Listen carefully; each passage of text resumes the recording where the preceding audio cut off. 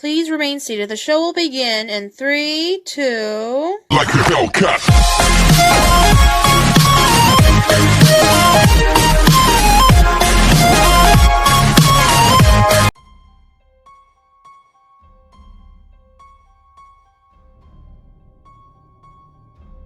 Thanksgiving used to be a favorite holiday of mine growing up. Being raised on the farm, it was always family tradition that the boys would help raise the prize poultry to prepare them for slaughter.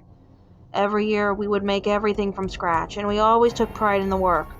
However, one awful night in 2016 changed my perception, and to this day has scarred me for life. I was 18, in charge of getting the Thanksgiving turkey ready for the gathering. Thanksgiving was less than a week away, and I had already ran into a big problem. I had 3 fine-looking prize turkeys, and I came out to the barn one morning to find that they had all died. They laid in their pen, eyes opened, and just limp. No movement at all. I did a thorough investigation, and even tried to get answers from my older brothers, grandparents, and my mom and dad, but none of us could figure out how 3 perfectly healthy turkeys would just drop dead like that. I had their feet examined carefully by the vet, and no evidence was found of any trace of toxins, nor anything wrong with their water. They had been medically checked frequently, so there was no reason to suspect that they had contracted something, yet a part of me still thought it was possible that they contracted some sort of sickness, but it couldn't be traced nor identified. What was even stranger about discovering their bodies was the fact their eyes, they were unnatural. Just black pools, seeping with blood. And a part of the fence around their pen was split in half by something. But by what or whom, I didn't know. There was direct physical evidence of forced entry into the barn. The back door, made of hard steel, was busted off its hinges. Somehow someone or something got in without setting an alarm, and just caused the death of 3 innocent turkeys. Despite protests from my family about purchasing a turkey from the supermarket, and them suggesting that we do spiral ham instead, I was determined to get a turkey for our Thanksgiving dinner. I see now, I should have just listened to reason. I had gone to the supermarket the next day. It was a Saturday morning, cold and rainy, and I went to the butcher inquiring about a turkey. The butcher greeted me warmly and nodded. He said he had several live ones on his own farm, and offered to take me there so I could pick one out that I like. I agreed, excited of course that I was able to quickly resolve the problem. The butcher had finished his shift for the day, and I followed him to his red pickup truck. He took me deep into the countryside, which was like a 5-mile drive, and there wasn't even any other houses nearby. Just desolate countryside surrounded by acres and acres of lake water and trees. He then dropped me off, said he had to go run some errands for his wife. I didn't protest it, because I assumed he'd return soon enough. So I just waved goodbye to him and proceeded my way to the farmhouse. His wife approached me from the front porch. She examined me intently with awe and curiousness. The woman looked feeble, skinny as a twig, and very gaunt. She circled around me a few times, seemingly pleased about something, and then invited me inside the house. We had a long chat for a couple of hours, and she was very friendly, but started asking all sorts of personal questions. I played it off as nothing, seeing as I also didn't want to be rude. I then asked her when her husband would be back, and all she said to me was that he's making last-minute preparations, and that he'd be back soon.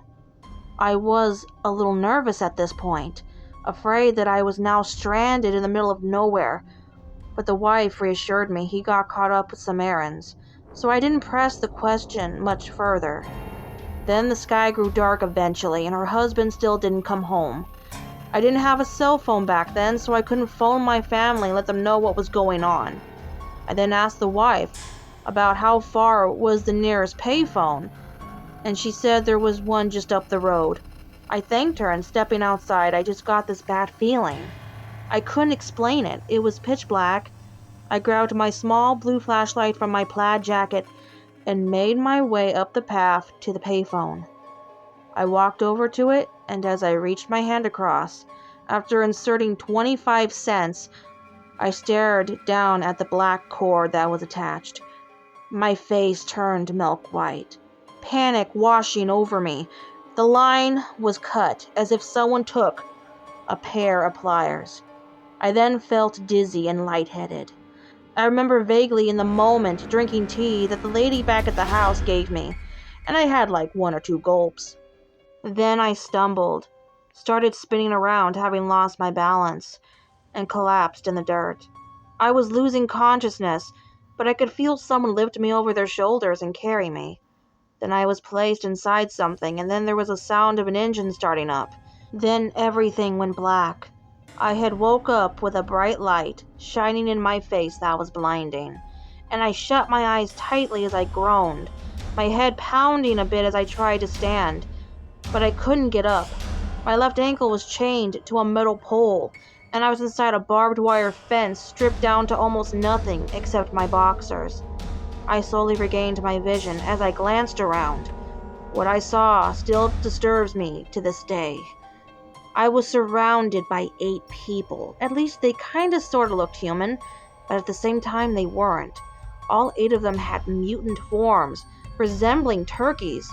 The beaks, the feathers, their arms long and their hands bony and sharp like talons. They were drooling out this green goop, and they were eating human flesh, blood and guts dripping from their beaks. I froze, staring at the scene mortified. Then they all turned to face me. Then I heard the barn doors open, and out of the shadows the butcher walked over to me, his face stoic, cold, and unfeeling. Then his wife came over.